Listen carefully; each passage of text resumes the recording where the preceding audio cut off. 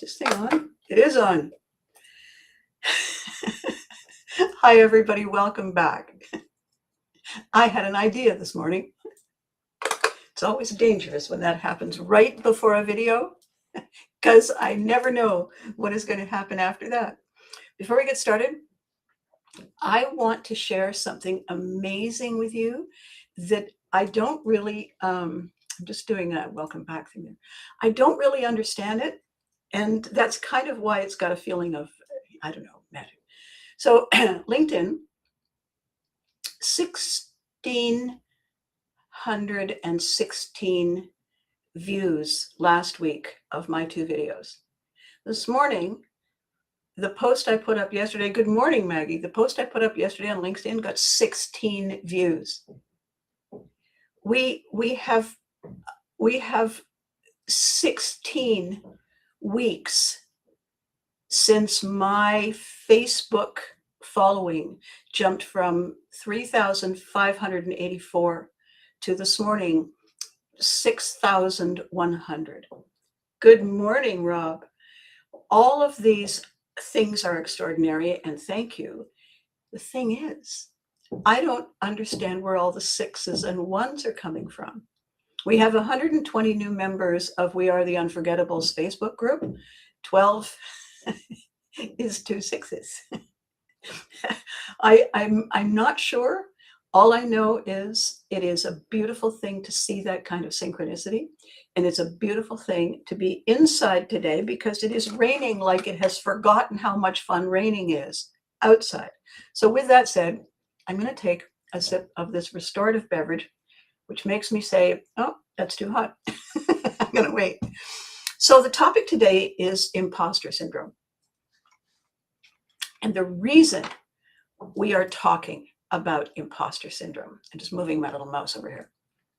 Oh, by the way, what do you think of our jacket? Is that incredible?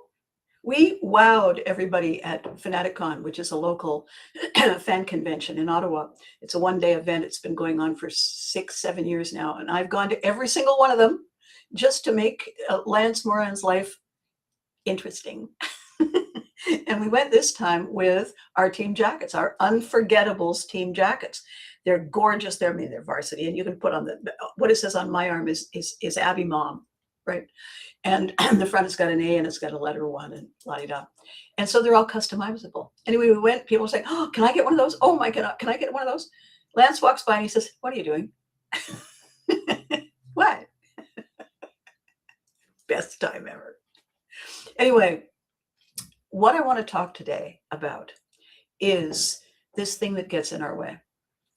And that we beat ourselves up for allowing it to get in our way, even though we don't appear to be able to stop it from getting it in our way. We seem to take ownership of getting it out of our way. So I'm going to clear that up because I'm going to tell you 3 short sentences, and I want you to pay very close attention. I learned the fix for imposter syndrome. I use the fix for imposter syndrome. Ready? Ready? I teach the fix for imposter syndrome. And it works. All right. Back to our regularly scheduled programming. Let's see if it's cool enough. Just cool enough. So I mentioned the idea that I teach it because it is going to be August in about 15 minutes. And that means that we have 4 weeks, 4 good weeks to get ready for September. And lots of times people say, no, I got time.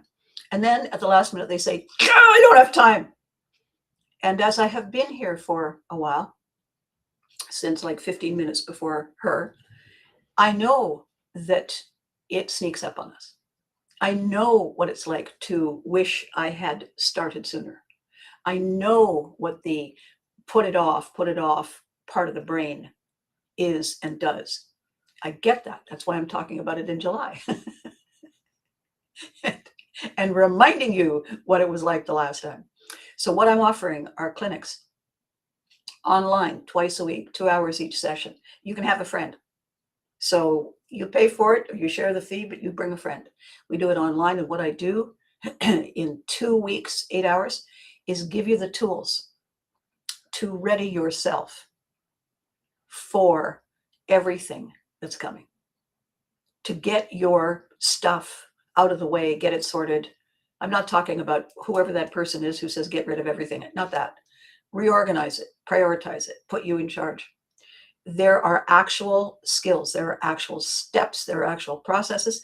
And I've taught them from the very beginning when I was teaching actors, when I was teaching at university, before somebody said, would you like to be famous?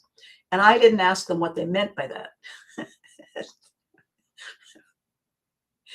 And so I know it works. It has worked for everybody I've taught. And it works for me, and it works for you. And I've been putting out resumes, and you know what's really funny? Every time I show somebody my resume, they offer to help me fix my resume.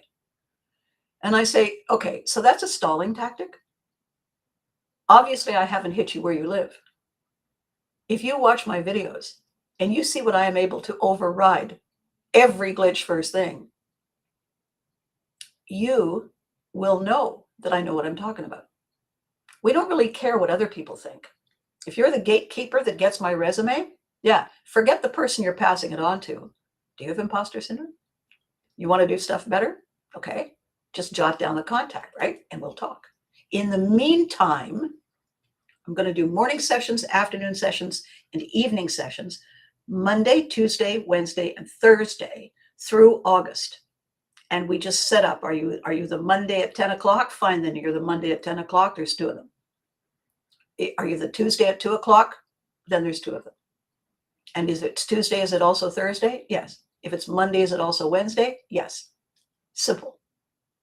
So we will talk about that because everybody needs that. And we're going to lead to get the waste off the plate. We're going to lead with imposter syndrome. So right now, what I'm talking about today, this week, is how to ready yourself to be ready. How to ready yourself. Oh, and by the way, these clinics, you know, it's online, so I can get more people than if we were going to do it in my media room in my building. I have a conference room in my building that I use. I can get more people online than I can in the conference room. The thing is, at a certain point, there's too many people and I can't answer questions. We can't actually teach and learn and go, oh, if there's too many. So I'm gonna cut it off, which means first come, right? Okay. No more pitch. Hang on. Here's the thing. When it's too hot, you can't taste the chocolate. So I was invited to dinner at a very exclusive club, and executives and entrepreneurs. And I was seated at the table and introduced, and everybody said, oh, it's so wonderful to have Apple. You know, I used to watch you on television, blah, blah, blah. And then someone said, what is the most difficult thing that anybody who is a professional performer deals with? And I said, imposter syndrome. And one of the other people at the table said, oh my God, I have imposter syndrome. And I said, well, then you're probably a natural for Hollywood. And everybody laughed. And I said, no, seriously, imposter syndrome is a thing. It's not a psychological thing, although people like to call it that. It's not. It's a glitch. And it is a glitch that, you know, like that saying that I have, if you can't see it, you can't fix it. It's a glitch that we don't realize we have allowed to become a habit. And as soon as we get that because the brain, you do a thing enough times, the brain rewires itself and it becomes a habit. It's not your choice. You have to then do a new thing to rewire the brain again to remove the habit. It's an actual set of steps that take place. It's not a matter of willpower. It's not a matter of stupidity. It's not a matter of any of that. It's literally steps that create change and steps that override change. It's that ordinary. Nobody ever tells us that. So we walk around angsting all over the place, right? So here's why I want to talk about imposter syndrome. That person in that club has a lot of people depending on them. A lot of people. That person owns a business. It's got a lot of employees, thousands of employees. Very successful business.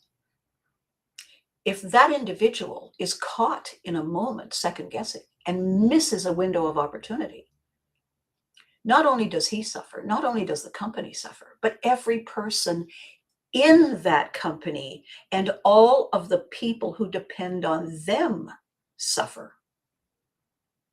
Because timing is everything. It's the secret to everything. And we are not always in charge of the timing. The timing appears, and it is our opportunity to seize it and run like we stole it, or miss it. And do our best to engineer an opportunity to seize it again. So imposter syndrome is what happens when, you ready? Have you got a weapon of mass construction? So you can write this down.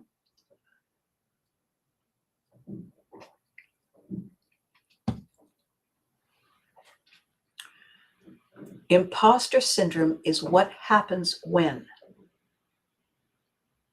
the inappropriate part of our brain is calling the shots. I say inappropriate because there's many parts of the brain that do many functions. The three biggest functions, the three largest that make a difference in this conversation. The basic, fundamental, original brain has all kinds of names, but it's subconscious, okay? The basic original is millions of years old. It's like the maintenance guy in your apartment building. That brain is the maintenance engineer. It maintains the system. Its motivation to do that is if the system is not maintained, we die. And so that brain is highly motivated to do a great job all the time. It's very fast. It has to be. It is lightning speed faster than any other functioning part of our brain. And the interesting thing about that brain is it has no idea there's any other parts of the brain working. It's completely isolated. It doesn't work in collaboration with the thinking brain and the what if brain and any of the other parts of the brain. And it's so old, it's pre-words, pre-verbal. It is where we emotionally and tangibly react to things, because emotion drives the energy. So that brain triggers a feeling, that brain triggers feeling. So a feeling, which is intangible, feeling, which is tangible. That brain triggers those qualities that we have in order to galvanize the next move. You know, it releases a hormone, it makes us excited.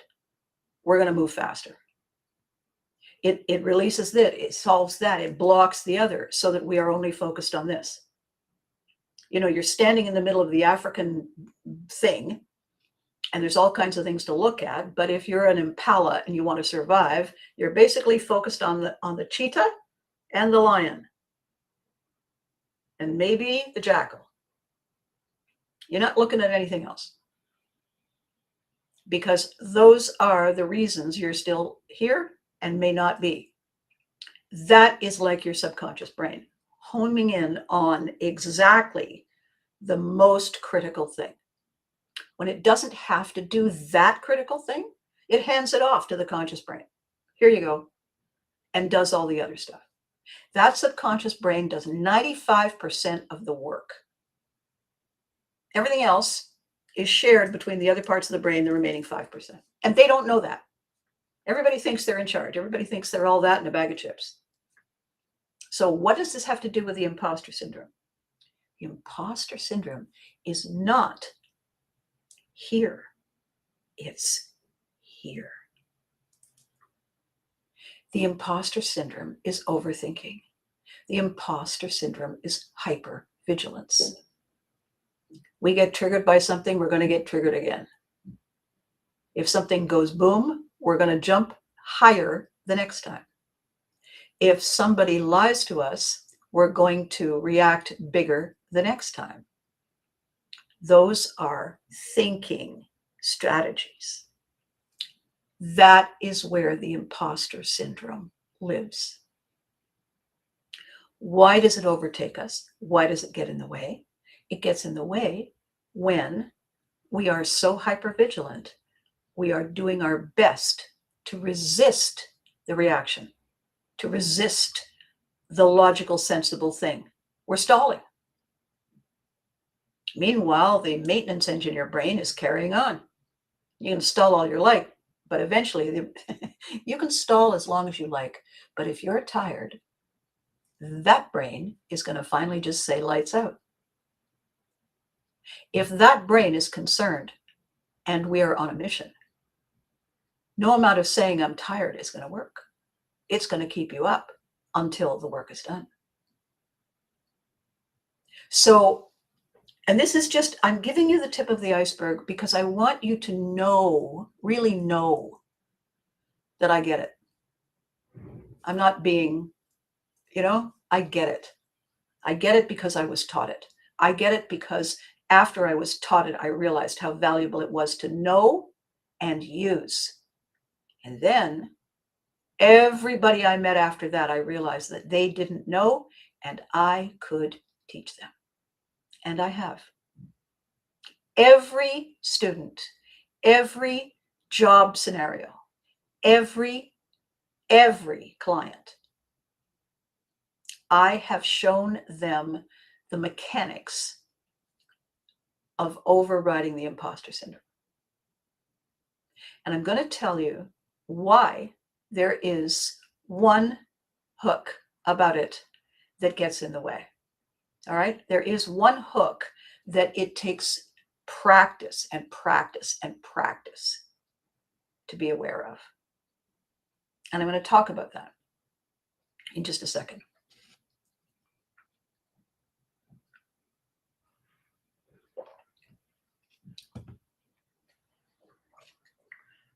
Three important areas of brain: the maintenance engineer, the actor, the stage manager. The actor thinks, darling, that it's all about them. Stage manager is making sure everything is in place. The maintenance engineer is just working on the furnace down in the basement of the theater, making sure the lights stay on and the heat is on, or the AC is on, one of the two. And if it's raining outside, there's no flood coming in. That's basically how we operate. So there are actual techniques that you use to understand what triggers your brain. I teach those. There are actual exercises you do, and I don't mean 5 more, 4 more. I mean, work yourself through something and discover how it works for you, because we're all a little bit different, how it works for you, and what happens when you realize it just did. And you think, oh my God, thank you. And then there are exercises to help you give yourself the prod, the trigger, the hook. And I teach those too. And once we have all those 3 and we practice them, the thing is, you decide you want to learn to ride a bicycle. You decide you want to learn to drive a car. You want to jump out of a perfectly good airplane. You have to do it more than once because your brain doesn't retain a one-off. Your brain is primitive. It has to anchor that behavior through repeated action. So what we do is we set up a process that you do this, and then this, and then this, and you do it on this schedule. If you miss, you do it again. You just pick up where you left off. So the moment when it doesn't work is when something has happened that impacts everyone at the same time. And the reason all the good intentions of no second guessing can get sidelined is when something unexpected falls out of the sky. Like Canada Day, we had 4 inches of rain and 40-mile-an-hour winds. And Ottawa, Canada, is situated at the coming together of 3 rivers.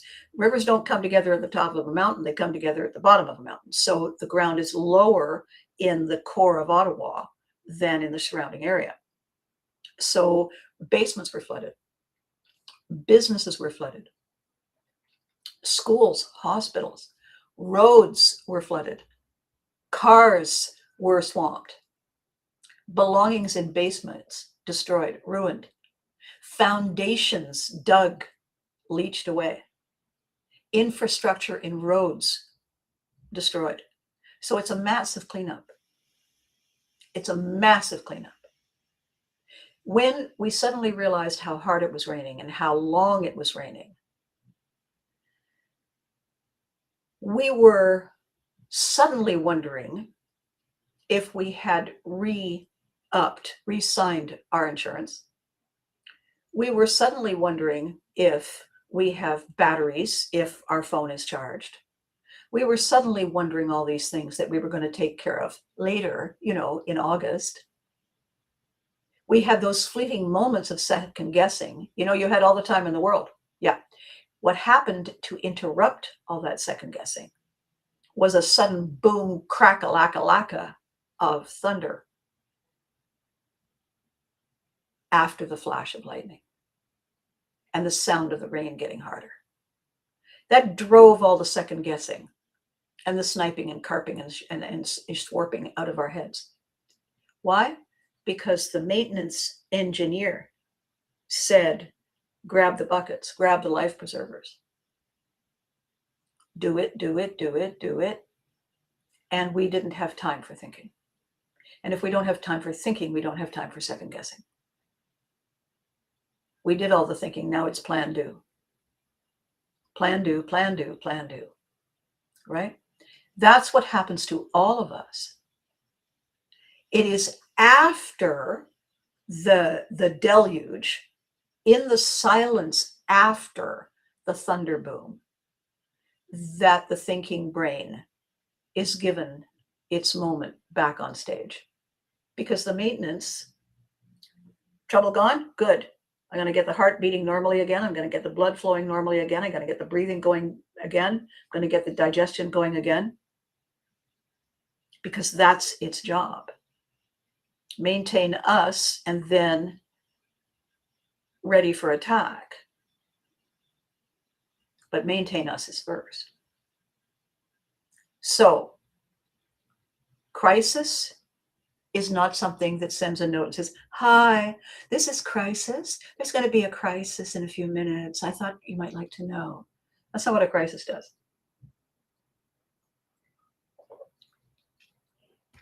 A crisis doesn't tap you on the shoulder and say, hey, you got a minute? No. Crisis says, hey,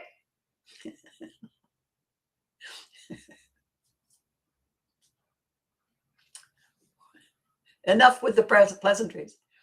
Crisis is and demands our complete and undivided attention. And it gets it. Good. Yes? Here, hold this. It's on fire. I know. I have another one. What? That's crisis. That's us. We are not second guessing. I don't know if I should pick it up. I mean, I just had my mani done. No. It's on fire. Second guessing is what happens when we have time. Second guessing is when we choose to think again. Second guessing is when, if we can, we avoid. Second guessing is when we do not, therefore, deploy. In the middle of doing that, we are not also on the outside saying, what is wrong with me? Although it feels like that happens simultaneously. It isn't. It is separate voices coming at us from different sides. What if I this? What is wrong with you? What if I that? What is wrong with you? How many times have I told you? I had a conversation the other day, very, very urgent issue that I am dealing with. And I had a conversation with someone the other day, and I said, this is urgent, and I want your complete undivided attention if you have the time to give it to me. Well, of course. And I said the situation. And the immediate response was, this is the kind of thing that is happening to everybody today. And I said, if you can't help me, I'm calling someone else. No, I'm here to help you. Then don't talk about it psychologically or philosophically. My pants and their pants are on fire. Can you help me? Oh my God, yes, I'm sorry. Now, what did they do? They stalled, not to be unhelpful to me. They stalled to give themselves time for their brain to shift into gear, to get into the correct gear. Because they weren't there and they had no warning. And they were out of practice in jumping in. The person who always wanted to be a firefighter is not the person who is the firefighter. If both of them are on the airplane and they're about to deploy, one of them is going to have more questions than the other. And sometimes when we are, good morning, Ray, nice to see you. Sometimes when we are really at the last moment before looming disaster, other people are not able to see it. They're not choosing to ignore it. They're not showing us their true colors, that they don't care. They are literally incapable of letting go and diving in. That inability to let go and dive in has become their safety mechanism. I'm too impulsive, so I always blah, blah. And they've taught themselves that that's the way to be. And if it is their life-saving strategy, good for them. It's not my life-saving strategy, and it certainly isn't going to help me in my moment. So, good morning, Marnie. How lovely to see you. So if I am at an 11th hour place, then it is my job to find people who understand what that means and how to respond. If we choose incorrectly, then we choose again. If we waste time saying, how could they? Why didn't they? We're not helping ourselves. Second guessing, imposter syndrome, is actually a survival mechanism gone off the rails. It is not a flaw in our character. It is not a mistake. We are not innately unworthy. None of those separate ideas or impressions connect in any way. Why we beat ourselves up is a function of another survival lesson we learned very early, very young. and we have not updated it. We are still using the old version. You know how you get a thing that says you must shut your computer off and restart it in order for us to put in the updates? Yeah. When we don't shut the computer off and the updates aren't provided, the computer doesn't work well. Correct? I know mine. I know my computer wishes I would shut off so I could update, so I would work better. I can almost hear it thinking, oh God. We are not doing all the things on the very short list. Give me a second and I'll tell you what all the things are.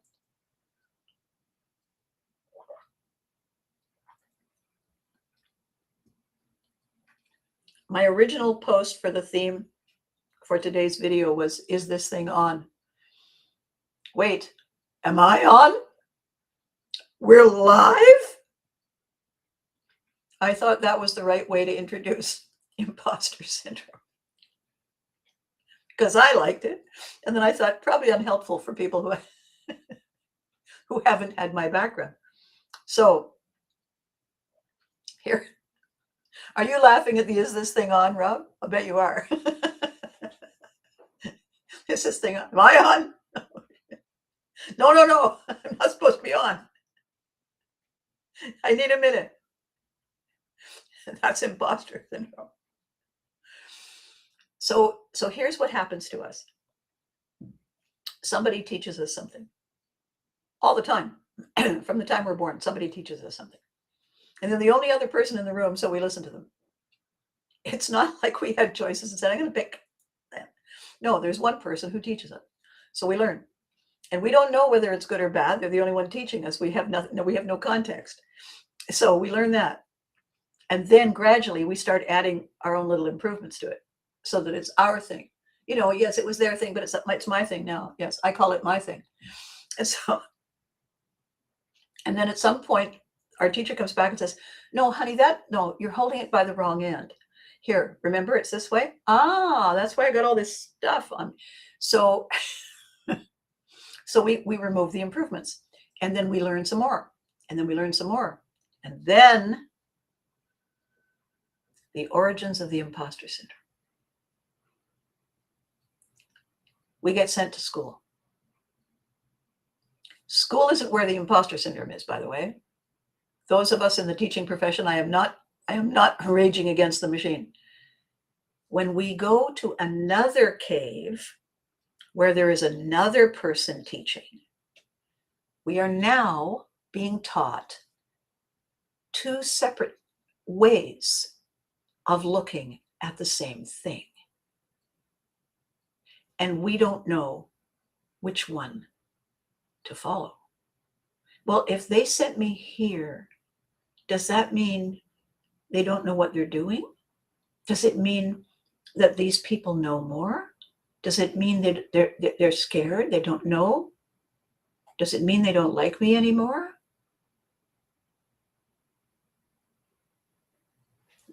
None of those things are correct.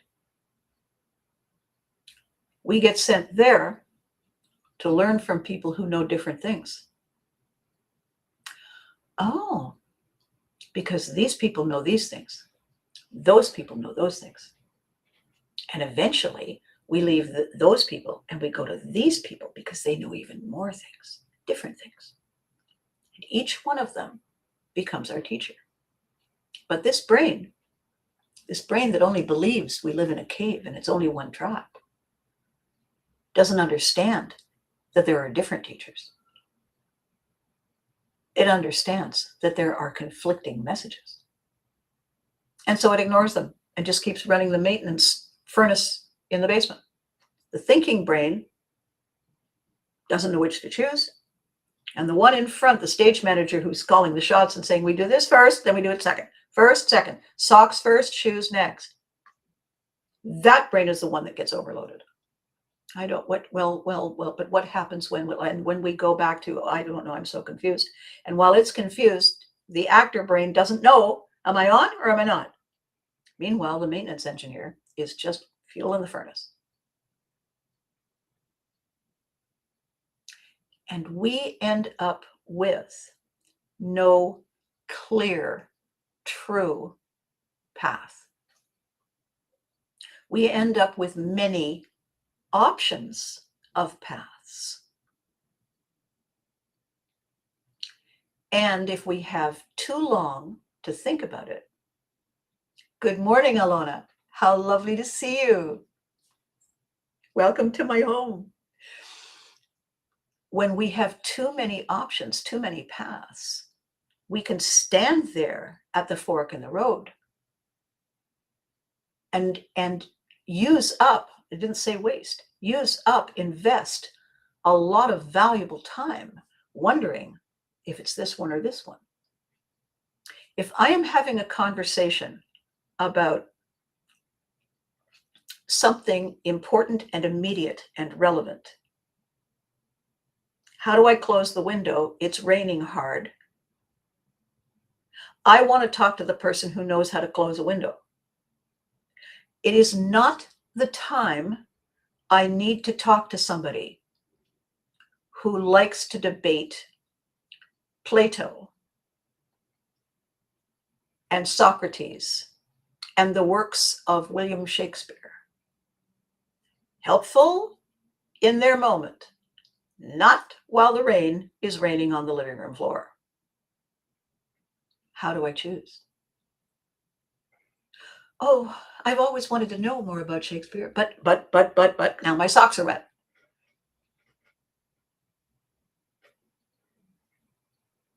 And then I go to work and my socks are wet and I caught a cold. And somebody says 3 days later, why do you have a cold? You say, I'm an idiot. You're the CEO. I know. I feel like such an imposter. Why? Well,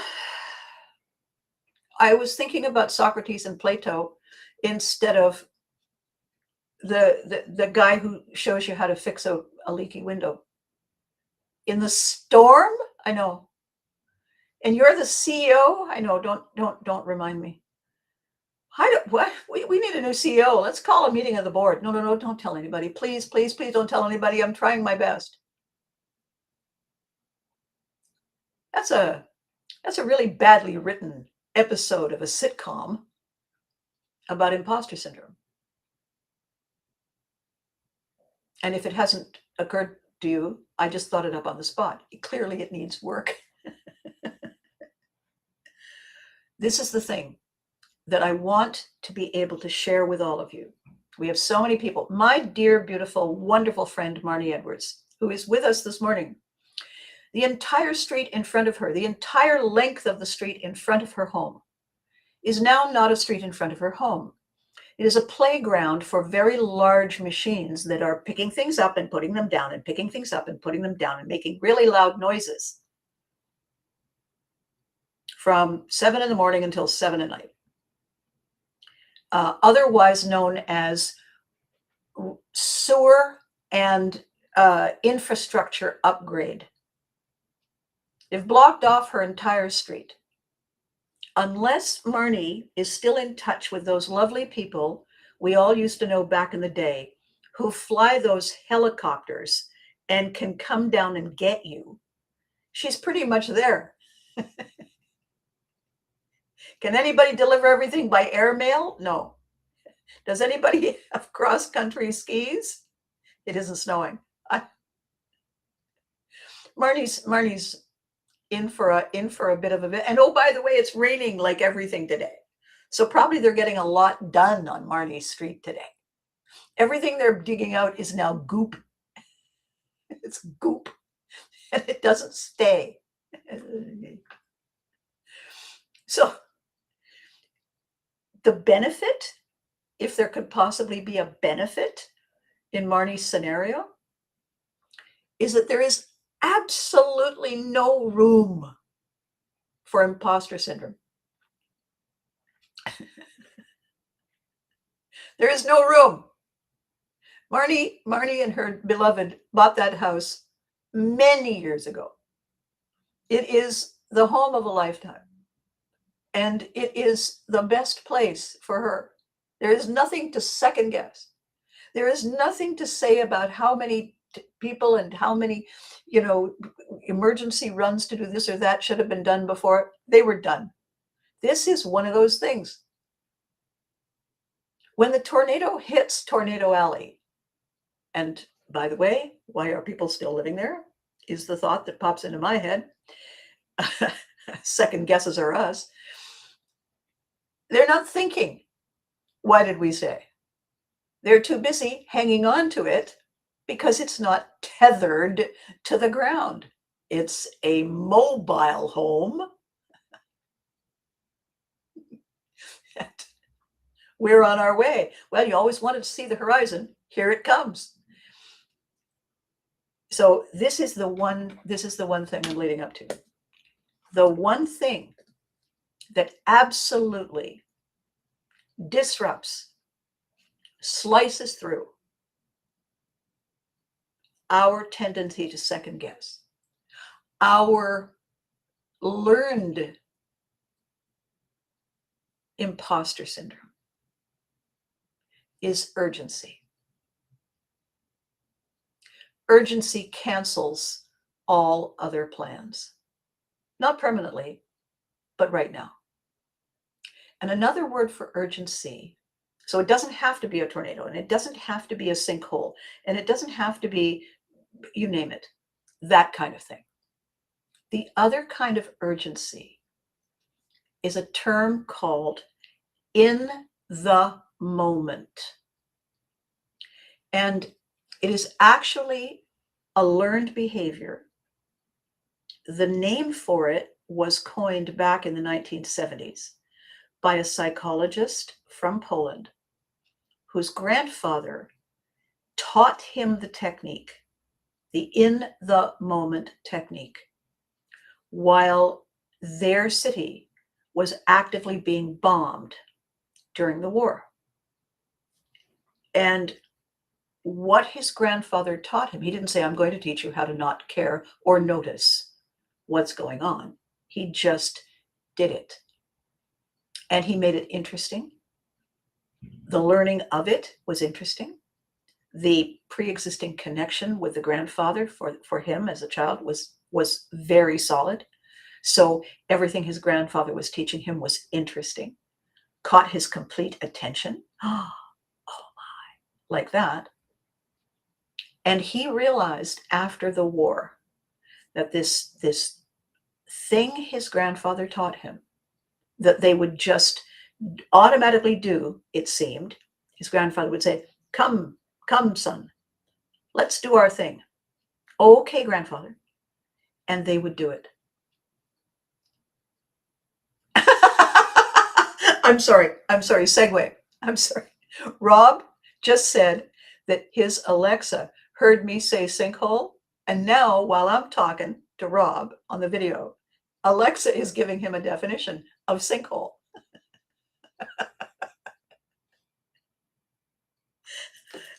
The nerve of that woman. Each one of us is saying.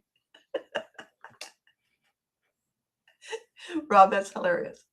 So what happened as an outcome of this psychologist's experience of the Second World War was that his grandfather would just sort of scoop him up when he realized that there was a siren going and it was going to be pretty loud and scary, and get him involved in this function. And he would become so absorbed by the function, by the complexity, by the intricacy, by the challenge of it, that his brain was soul focused in the way that our cave brain, our survivor brain, is soul focused on the lion, is soul focused on the attack, on the danger, so focused on that one thing, it hears nothing else. Nothing else. And there is no time then for second guessing, because it's in the moment. And the thing about the moment is that there aren't several. This isn't a multitasking opportunity. There's only one moment and only one function in that moment. And in that complete focus, there is no room for going on, because the chainsaw we're juggling is on fire.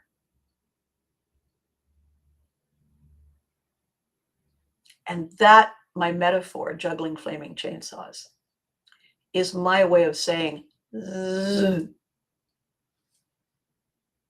So this is the outskirts. This is, you are now 50 feet from, you are now 10 feet from, you are right? Coming in. This is my introduction to your opposites. It's a wonderful phrase from the show You Can't Do That on Television. The introduction to the opposites was a lovely thing that the kids would do to get us ready for skits that had a reverse definition, meaning, and outcome. Young lady, you're not wearing enough makeup. You're not going to the mall dressed like that. That was an opposite sketch. Kids loved it. Life is not an opposite sketch. Life is a place where we are taking on too many things, and it is exhausting our brain. It is overwhelming our capacity to focus. And when something important happens that we feel has great relevance, we are not automatically jumping in. We are second guessing because we have forgotten how. The only time we don't second guess is when it is life-threatening or perceived to be by that brain. And then it doesn't care what our other brains had in mind. So the exception to the rule, because this is a conversation in which gear are we in? Which brain are we using? Because if we're using the wrong brain, if we're allowing the wrong brain, if we're attracting the wrong brain, it's not working because it's not doing its job, it's doing that job. The only time we can't control second guessing is when we are in a state of hypervigilance, hyper panic. And the only thing our subconscious brain can do is keep us breathing, keep our heart beating, keep the fluids flowing. When we are in hypervigilance, and this does happen to us when we have had very severe scares, very, very deeply impactful experiences. Marnie is coming through exactly that phase in her life. Deeply shifting experience, shifts everything out of whack, and realizing that her whole, not only her own infrastructure, oh, Marnie, the synchronicity, not only Marnie's internal infrastructure, but the physical infrastructure around her home are torn apart.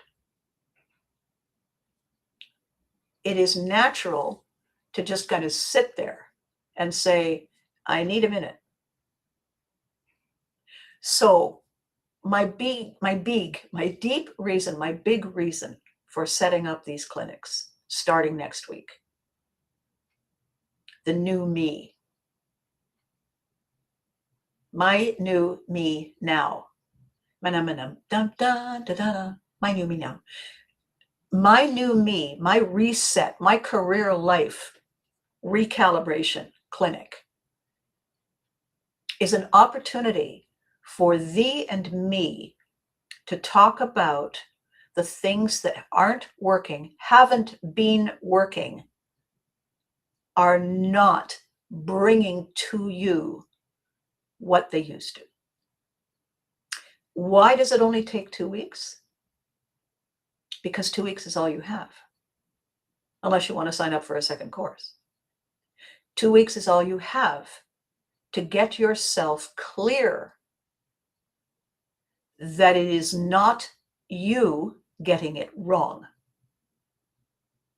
to get yourself clear on this is how we get it right, to get yourself clear on these are the tools and techniques. and then we practice. And if you realize it's something you needed, and oh my God, I need more of this, then we talk about that. But right now, this is pants on fire time. It is the 28th of July, 29th, 30, 31. Saturday is the 1st, Sunday is the 2nd, Monday is the 3rd. Monday is the first set of clinics. I'm doing one from 10 to noon. I'm doing one from 2 to 4. I'm doing one from 6 to 8. You have 3 choices on Monday. You have 2 choices on Tuesdays and Thursdays because I do this for the 10 o'clock slot. And if you're Monday, you're Wednesday. We can make this happen. You can walk into your September in your kids back to school because, by the way, the ripple effect is real. What you know, what you bring is what they absorb because you are their first teacher. And they're always learning from you. So we have time to do this. How does it work? You email me. You message me. I explain the details. We get it done. It's a simple one pay. I have a couple of processes. And you bring a friend. When you buy it, you bring a friend for free. You can blackmail them to repay you. Okay? And I'm going to talk about more of this on Thursday because imposter syndrome is ruining your joy. It is leeching away at your happiness. It is eating away at your resilience. And don't even, let's get started on how's your health. I succeed for 2 reasons. I'm too stubborn to quit, which sometimes gets in the way. And the other is I have learned in the moment. Imposter syndrome isn't the fact that I can be Valerie Prevert and Friend Bear and Dennis the Menace's math teacher and Ellie Patterson and a business coach and a frivolous woman who wears feather boas. That's not imposter syndrome. Those are the qualities in my personality that I bring to not only meet the moment, but own it. And I teach that too. Okay? So if you feel fine and you don't need this, say to somebody that you care about who's struggling, take a minute.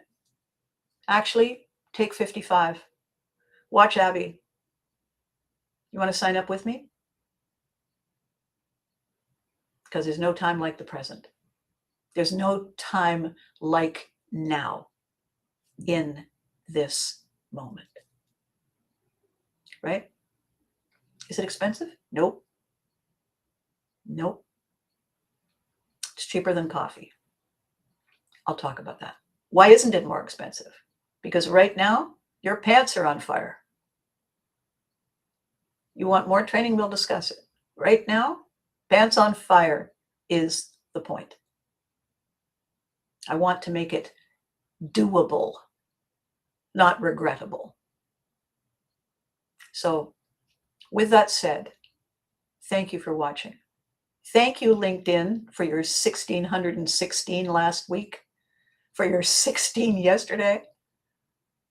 Thank you, all you people in the companies that have 10,000 plus employees in the greater Ottawa area. Thank you. You're the ones.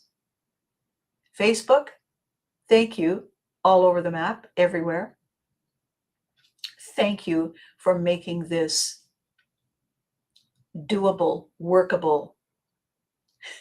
As Rob says, cheaper than coffee and worth investing in yourself. Yes. Thank you over these years. Episode 482, and I've done 2 a week. so you can do the math. And I'm not done. I can hear episode 500 coughing in the wings and getting itself ready to make an entrance, can't you? All right, I'll see you Thursday. In the meantime, be good to you. Think about this. Choose to tangibly be good to you. You deserve it. Remember to hug your loved ones. Marnie, stay safe, stay dry. Put on loud opera music. Everybody, let's think of Marnie and celebrate the silence in our little homes. Okay? This is not possible without you. The clinics aren't possible if you don't come. I'm just the one talking to myself.